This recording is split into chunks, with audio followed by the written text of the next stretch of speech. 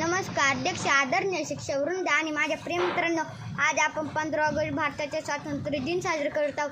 हा दिवस म्हणजे देशाच्या स्वातंत्र्याच्या संघर्षाची आठवण आणि राष्ट्र निर्मात्यांमध्ये एक अतिशय तेजस्वी नाव म्हणजे डॉक्टर बाबासाहेब आंबेडकर. हे फक्त संविधानकार नाहीत, तर ते होते समाजसुधारक, अर्थतज्ञ, शिक्षणप्रेमी आणि खऱ्या अर्थाने देशभक्त. संविधानानंतर भारताचं भवितव्य घडवण्याची जबाबदारी बाबासाहेबांनी आपल्या खांद्यावर घेतली. भारतीय संविधानाची रचना करून त्यांनी लोकशाहीचा मजबूत पाया घातला. त्यांनी प्रत्येक भारतीयाला स्वातंत्र्य, समता, बंधुता आणि न्याय या मूल्यांची भेट दिली. संविधानाचा शिल्पकार प्रज्ञातेजाचा वादळ, ज्ञानसंपत्तीस मंत्र देई तुकोबांचा प्रतिपाळा, बाबासाहेबांचे विचार, भारताची खरी ओळख, त्यांच्यामुळे मिळाली स्वातंत्र्याला खरी दिशा साफ.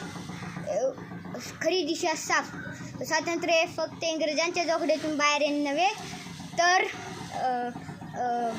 शोषणमुक्त, विषमतेपासून मुक्त समता आणि घडवणे हे बाबासाहेबांचं स्वप्न होतं. एवढं बोलून मी माझे भाषण संपवतो.